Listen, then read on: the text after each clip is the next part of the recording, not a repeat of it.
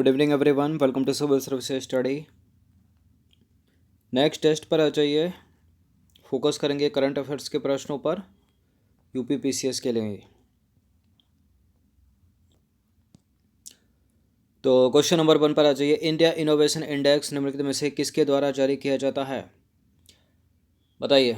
देखिए, इंडेक्स पहले नहीं था, मतलब 2019 में ही इस इंडेक्स की शुरुआत की गई है। ठीक है। और इस इंडेक्स को जो है नीति आयोग के द्वारा जारी किया जाता है। तो अक्टूबर 2019 में राज्यों व केंद्र शासित क्षेत्रों के लिए नीति आयोग ने अपना पहला भारत नवाचार सूचकांक, हिंदी में भी याद रखिएगा, भारत नवाचार सूचकांक इंडिया इनोवेशन इंडेक्स जारी किया। ठीक है।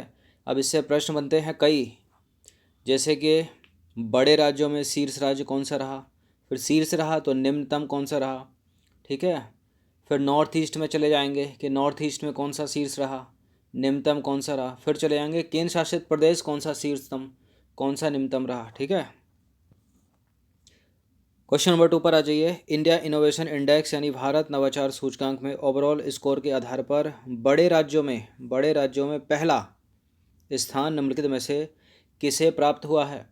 देखिए, 2019 में कर्नाटक था और 2020 में भी कर्नाटक ने जो है अपना स्थान बनाया हुआ है, तो कर्नाटक ही इसका उत्तर है। अब 19 वाला तो पूछा नहीं जाएगा क्योंकि 20 का आ गया, तो 20 से ही सारे प्रश्न बनेंगे। अगर उन्होंने इंडिकेट कर दिया 2019, तब आपको उत्तर 19 के आधार पर देना होगा। तो नीति आयोग के इंडिया इनोवेशन इंडेक्स के ओवरऑल स्कोर के आधार पर बड़े राज्यों में जो है कर्नाटक का प्रथम स्थान है, 19 और 20 दोनों में।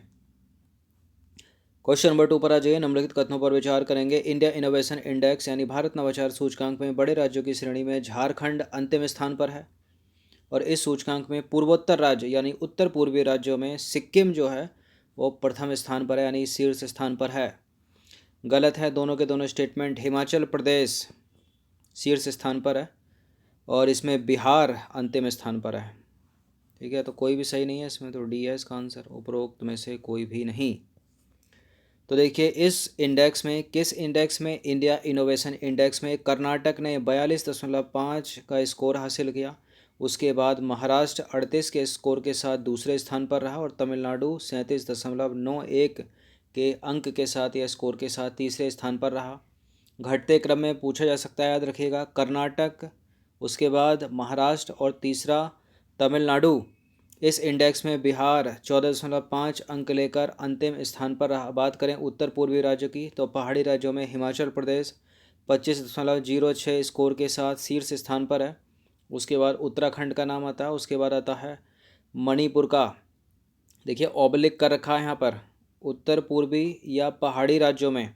ठीक है। जबकि मेघालय जो है 12.15 स्कोर के साथ अंतिम स्थान पर है।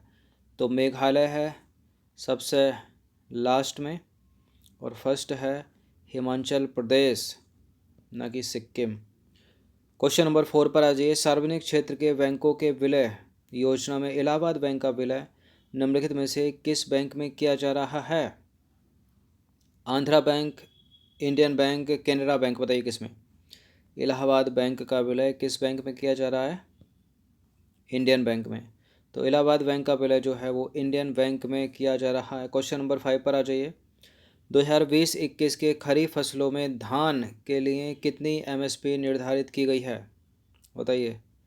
धान ग्रेड ए के लिए कितनी एमएसपी निर्धारित की गई है? एग्रीकल्चर का सेक्टर आता है यूपी पीसीएस में, अलग कट ऑफ बनती है उसकी, इसलिए इस तरह के प्रश्न पूछ लिए जाते हैं 4 से 5। क्या है इसका उत्तर?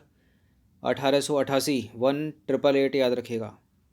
तो 2020-21 में खरीफ फसलों में धान ग्रेड ए के लिए 1888 रुपये प्रति कुंटल एमएसपी निर्धारित की गई है, 1888। आसान है नंबर, याद रहेगा। क्वेश्चन नंबर 6 पर आ जाइए। निम्नलिखित में एन एसुर क्या है? बताइए। तितली की प्रजाति, एक पुराना शहर, या फिर मेढक की एक प्रजाति, या एक प्रकार का रोबोट है? एन एसुर क्या है? एन एसुर एक पुराना शहर है। तो देखिए, इजराइल में लगभग 5000 वर्ष पुराने शहर की खोज का दावा किया गया है। इस पुरातात्विक स्थल को एन एसुर नाम दिया गया है। क्वेश्चन नंबर 7 पर आ जाइए। हाल ही में किस देश ने रॉड 2 नामक परमाणु क्षमता संपन्न हुई मिसाइल का सफल परीक्षण किया है? रॉड 2 बताइए, चीन या पाकिस्तान? ईरान इराक तो नहीं है, बताओ चीन या पाकिस्तान? चीन या पाकिस्तान? पाकिस्तान। तो 18 फरवरी 2020 को पाकिस्तान ने परमाणु शक्ति संपन्न क्रूज मिसाइल रॉड 2 का सफल परीक्षण किया है। यह जो मिसाइल है वो 600 किलोमीटर की दूरी तक मार करने में सक्षम है। प्रसिद्ध उपन्यासकार है, उपन्यासकार का नाम है रजिया रहमान का संबंध निम्नलिखित में से किस देश से था? बताइए किस देश से था? ये चले गए। ऑप्शन नंबर सी, बांग्लादेश से। तो देखिए, प्रसिद्ध उपन्यासकार रजिया रहमान का संबंध बांग्लादेश से था। रजिया रहमान का प्रसिद्ध उपन्यास बोंगे थेके बांग्ला है। अगस्त 2019 में इनका निधन हो गया।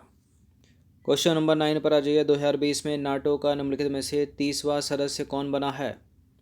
नाटो का 30वां सदस्य बना है north Macedonia. Option number A. तो 1949 को नाटो की स्थापना हुई थी 12 सदस्य राष्ट्रों के साथ, जो वर्तमान में इसकी संख्या बढ़कर कितनी हो गई है? 30।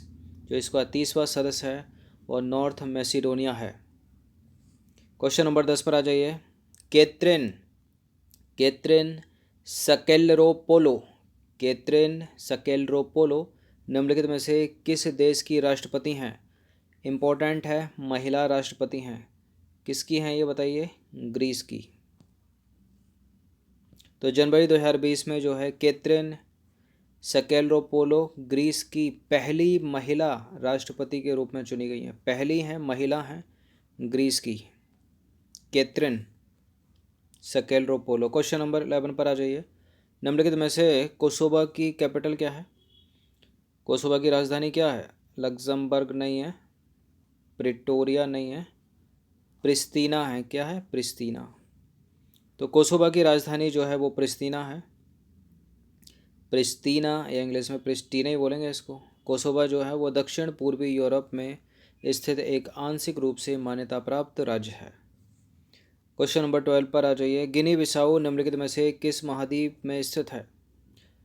उत्तरी अमेरिका में नहीं है ये, उत्तरी या नॉर्थ अमेरिका में नहीं है, दक्षिण या साउथ अमेरिका में नहीं है, ये तो है अफ्रीका में। Option number C. तो गिनी बिसाऊ जो है वो पश्चिमी अफ्रीका में स्थित एक देश है जो 1974 में पुर्तगाल से स्वतंत्र हुआ था। क्वेश्चन नंबर 13 पर आ जाइए। अंतरिक्ष रॉकेट लॉन्ग मार्च 5B, अंतरिक्ष रॉकेट है लॉन्ग मार्च 5B, निम्नलिखित में से किस देश द्वारा लॉन्च किया गया है? क्यों है न्यूज़ में? क्योंकि 2020 में इसका सफल परीक्षण कर चुका है ये देश, और इस देश का नाम है चीन। सुर्खियों में क्यों है? क्योंकि इस रॉकेट में मानव को बैठाकर अंतरिक्ष में भेजा जाएगा। तो 5 मई 2020 को चीन ने एक अंतरिक्ष रॉकेट लॉन्ग मार्च 5B का सफलतापूर्वक परीक्षण किया है। इस रॉकेट की लंबाई 176 फीट है और इस रॉकेट को चीन में मानव युक्त अंतरिक्ष कार्यक्रम के लिए तैयार किया गया है। याद रखिएगा, मानव युक्त। क्वेश्चन नंबर 14 पर आ जाइए। भारत का 50वां अंतर्राष्ट्रीय फिल्म महोत्सव का आयोजन निम्नलिखित में से कहाँ किया गया? अंतर्राष्ट्रीय फिल्म महोत्सव का 50वां पणजी में, यानी गोवा में। तो नवंबर 2019 में के दौरान जो है गोवा के पणजी में भारत का 50वां अंतर्राष्ट्रीय फिल्म महोत्सव संपन्न हुआ। यह लगातार 16वां वर्ष था जब इस चर्चित वार्षिक महोत्सव का आयोजन गोवा के पणजी में किया गया। क्वेश्चन नंबर 15 पर आ जाइए। 15वां प्रश्न है, नमस्ते ओरछा महोत्सव का आयोजन निम्नलिखित में से किस प्रदेश में किया गया? नमस्ते ओरछा महोत्सव ना छत्तीसगढ़, ना राजस्थान, ना Uttar Pradesh. Option number B, Madhya Pradesh, जहां पर सबसे ज़्यादा नेशनल पार्क हैं। तो मार्च 2020 में मध्य प्रदेश के प्रसिद्ध पर्यटन स्थल ओरछा में नमस्ते ओरछा महोत्सव का आयोजन किया गया। इस महोत्सव का उद्देश्य मध्य प्रदेश के विरासत शहर ओरछा में पर्यटन को बढ़ावा देना है।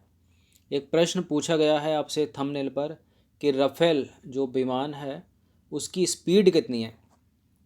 तो 5000 किलोमीटर नहीं है, 2700 किलोमीटर या 2750 किलोमीटर ये भी नहीं है।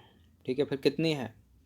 1389 1389 किलोमीटर प्रति घंटे की रफ्तार से उड़ सकता है राफेल। तो देखिए 24,500 किलोग्राम वजन वाला जो राफेल एयरक्राफ्ट है वो 9,500 किलोग्राम भार उठाने में सक्षम है। इसकी अधिकतम रफ्तार कितनी है? 1,389 किलोमीटर प्रति घंटा। एक बार उड़ान भरने के बाद ये 3,700 किलोमीटर तक का सफ़र जो है वो तय कर सकता है। ठीक है, राफेल को फ्रांस से लाया गया और लगभग 48 घंटे लगे राफेल लाने में। ठीक है, क्यों लगा इतना टाइम? क्योंकि इसको जो फ्यूल भरने का जो टाइम है उसमें कम से कम 3 से 4 घंटे लग जाते हैं इसको तैयार करने में। ठीक है, तो एक लिमिट उड़ेगा, फिर उसमें उतारना पड़ेगा, फ्यूल भरना पड़ेगा, फिर 3 से 4 घंटे। चलिए, तो इनकी प्रैक्टिस एक बार कर लीजिएगा।